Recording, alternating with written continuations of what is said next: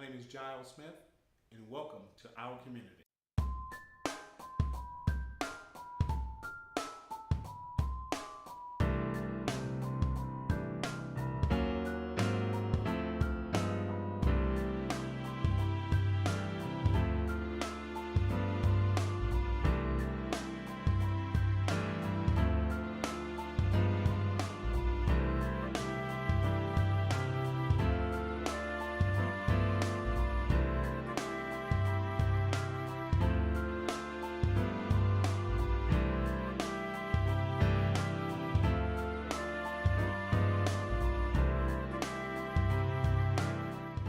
Tell me more about your background. You know, I was born and raised here in the high desert. Actually, 1973, born in St. Mary's and grew up here. My grandfather moved the family here in 1960, I think it was around 1960. Started an insurance agency in Apple Valley in 1962. And so I'm third generation in the insurance business along with my sister. And so we, obviously have been here for a long time, been very involved in the community, and it's just part of who I am, and I've been here for a long time. Right. And so being here a long time kind of led you into running for the council for the first time?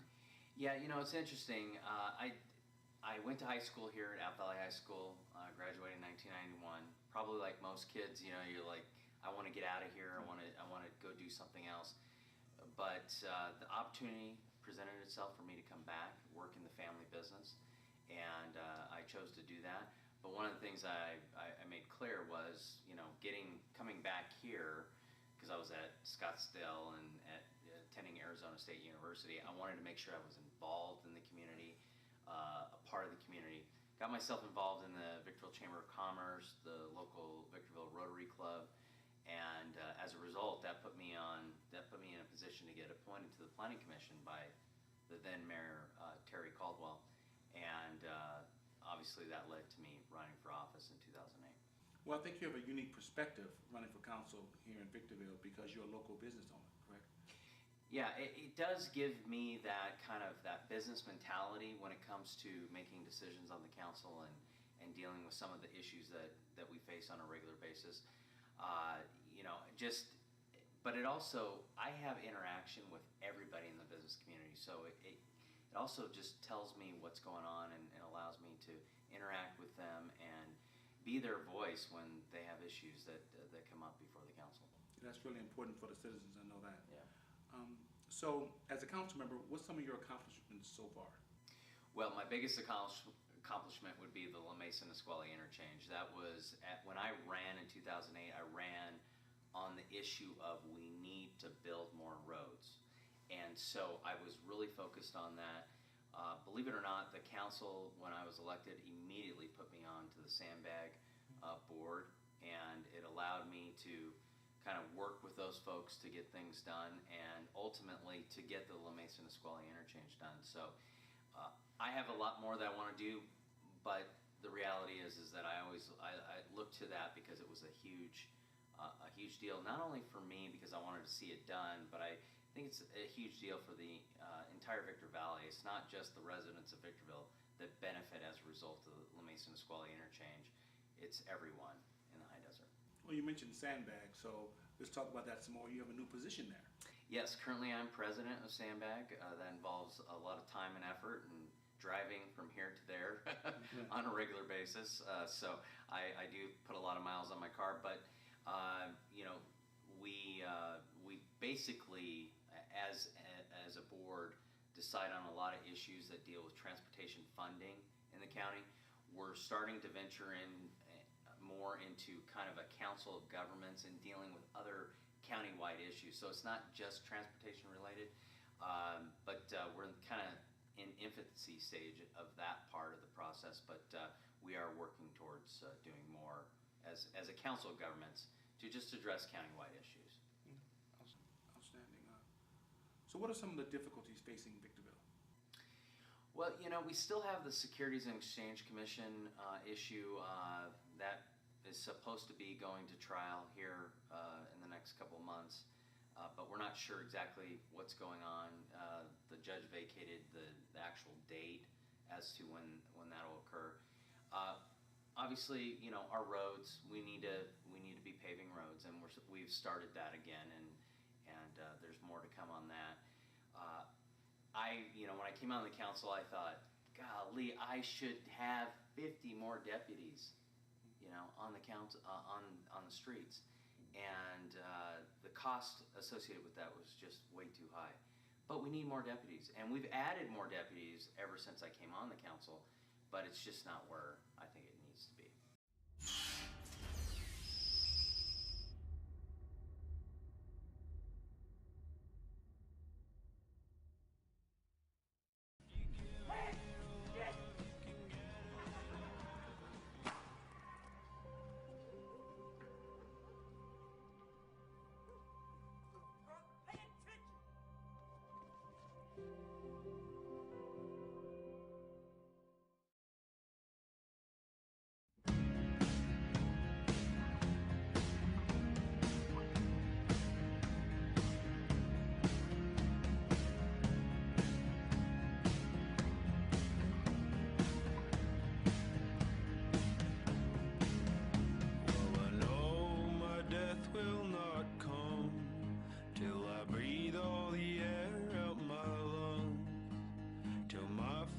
Tune is sung, that all is fleeting, yeah, but all is good, and my love is my whole being, and I've shared what I could, but if you give a little love, you can get a little love of your own. Don't break his heart. Yeah, if you give a little love, you can get a little love of your own. Don't break his heart.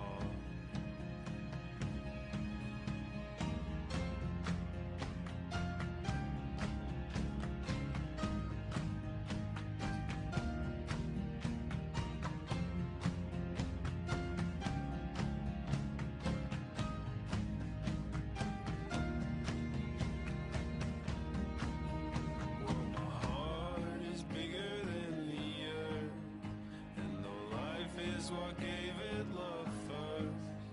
Oh, well, life is not all that it's worth, 'cause life is fleeting, yeah, but I love you, and my love surrounds you like an ether in everything that you do.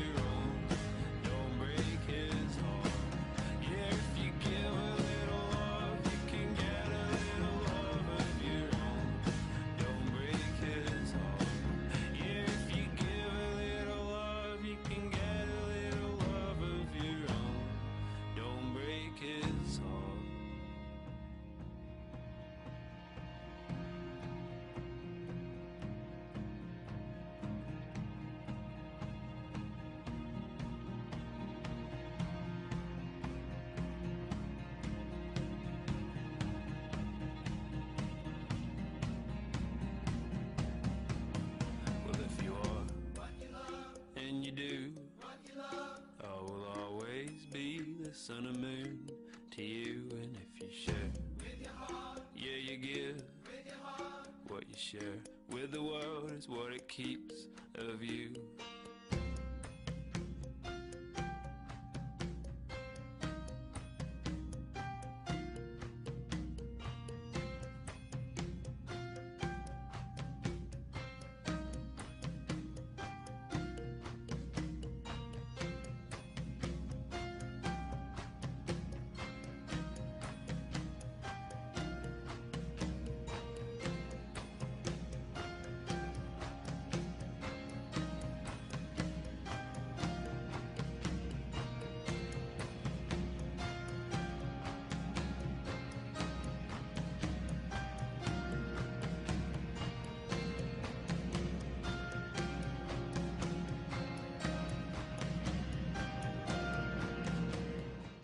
Welcome back to Our Community.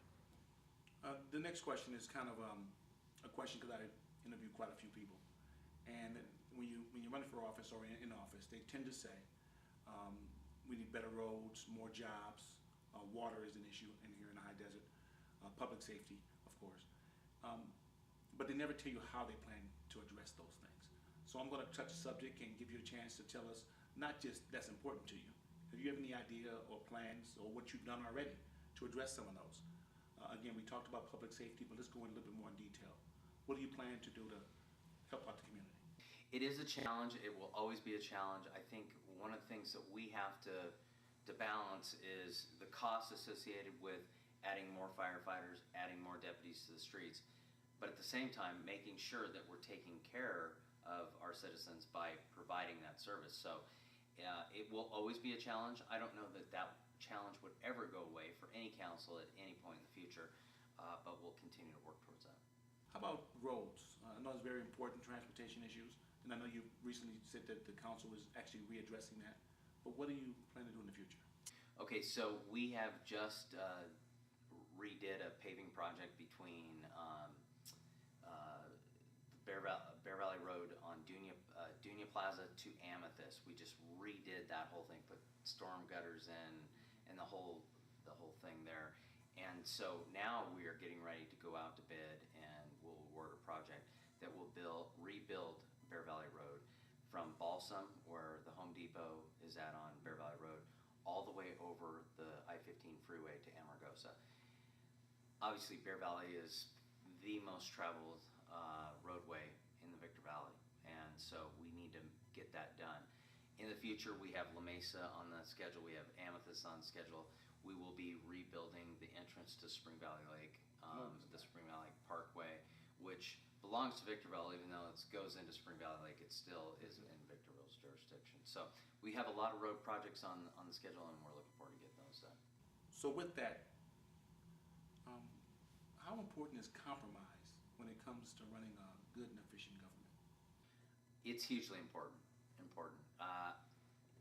The reality is that nothing gets done without having that dialogue with your colleagues on the dais and understanding everybody's opinion and belief system.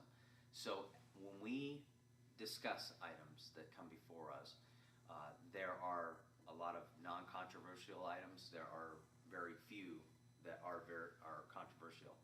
But at the end of the day, what you have to do is you have to agree to understand everybody's opinion on an issue and make your decision based upon the information that's presented to you. But compromise is a part of any political process. You just don't always say no. You have to listen and talk to the people that you work with. That's part of why we were elected, and that's part of what I will continue to do, assuming I'm re-elected next year. Well, let's talk about that for a second. You did mention you're running for re-election, and we're here at a venue about to kick off your re-election bid. What are some of the reasons that people should look toward you for another term as a leader? Well, I think I've done a good job over the last 7 years. I think there's still a lot more to do that I would like to do for the citizens of Victorville. The reality is that there's so much that can be done, and I don't know that the job ever gets done. So as I move forward and as we do all those wonderful things in Victorville, to paving new roads, to adding more deputies to the street, to adding more firefighters, to increasing code enforcement issues, and making sure that we're addressing them, there is a job to be done. And I am young, I'm vivacious, I have an opportunity to give back to this community, and I think for that reason, and that reason alone, the voters should re-elect me. Most cities around here, over 50% of their budget goes to police and fire. So is that a challenge as well? When I came on the council, I thought, golly, I should have 50 more deputies, on the council, on the streets. And the cost associated with that was just way too high.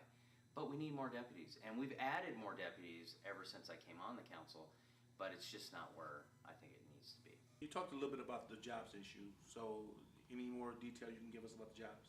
What I think is key to making sure that we can do those things is economic development. If we don't create jobs, there's no tax base that comes back to the city that allows me to build more roads, to put more deputies on the streets, to have more firefighters out there for my citizens. So the reality has become, we've dealt with a lot of things over the past 7 years since I was elected in 2008. Things were crazy. The economy, was in a downturn, and we're still trying to get that back up. But what's important to note is that if we don't do something about creating jobs, I cannot have any ability to affect putting more deputies on the street, more code enforcement to address all the issues that we have in Victorville, and putting more firefighters on the street. So that's my goal. That's really where I'm going to focus on in the next 4 years.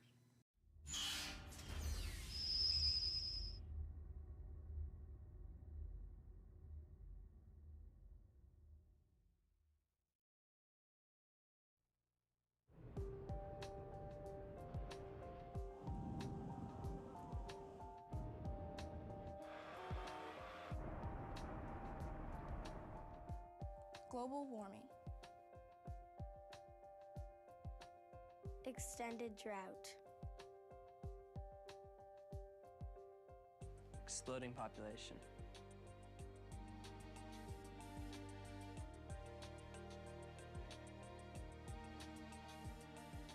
Our planet is getting thirstier.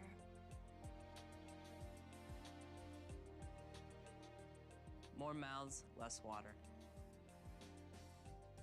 Only 1% of the Earth's water is fresh water. Everybody wants more.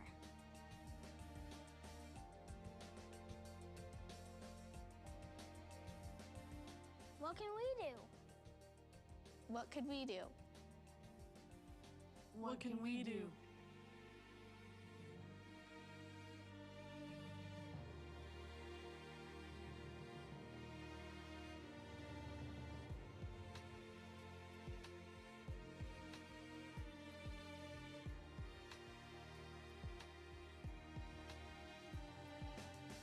Like 95% of our entire body is water. So it's kind of important, don't you think? Why are we polluting the water that we need to drink? Why aren't we conserving what we have? Are we going to run out? Are we gonna run out? Are we going to keep wasting it? What's our plan? Do we have a plan? Does anybody have a plan?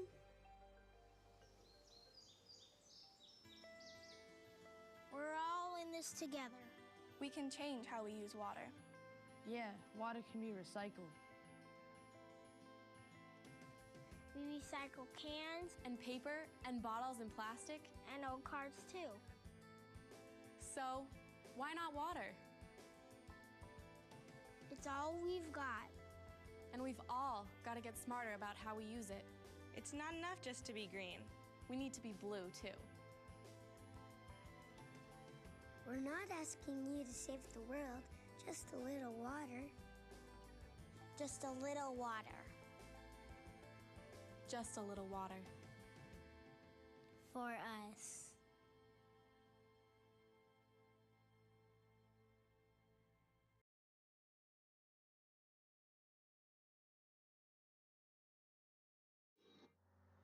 Welcome back to Our Community. Well, I think it just goes to what we have out at SCLA, Southern California Logistics Airport. A lot of people will refer to it as former George Air Force Base, but it is now called Southern California Logistics Airport. And we have a tremendous opportunity out there, even with the dissolution of redevelopment and what has gone on at the state level to kind of prohibit us from being able to do the deals that we did before to create jobs out there. Victorville has a unique opportunity when it comes to water, when it comes to utilities. We can help incentivize businesses to locate here in Victorville, despite all the other state issues that are going on, because we can keep the rates down and it basically helps create jobs. So that's really where we're going to focus. That's where I want to focus, because I think the only way, again, going back to your previous question about, how do I deal with more roads and repaving or building new roads? How do I put more deputies on the streets? How do I put more firefighters on the streets? It really comes to economic development and the creation of jobs, and once we do that, the tax base is there for the city to be able to make those decisions. What about water? It's really really been a pressing issue for most cities. How is water affecting Victorville's growth?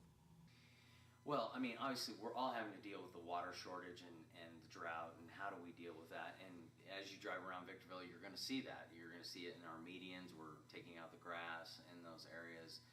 Even on our own golf course, we're taking out those areas that aren't typically playable areas. They're just areas you hit the ball over.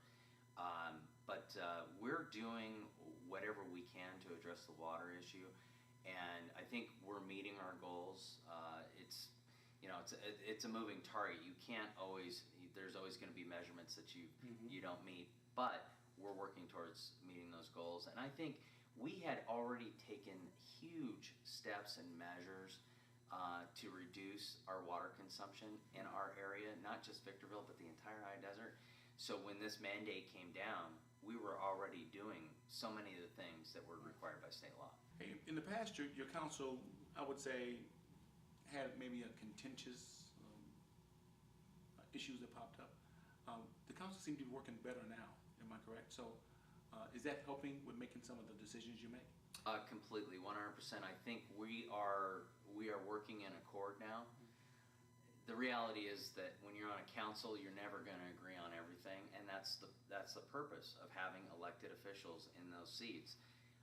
It's to create that dialogue, to create that discussion, and to understand that there are differing opinions amongst everyone. So what we do there on the dais is very important to the citizens we serve, but at the end of the day, we are working very well together, and I'm very happy about that. Okay. A little bit of conflict is a good thing, though, correct? Oh, of course, always.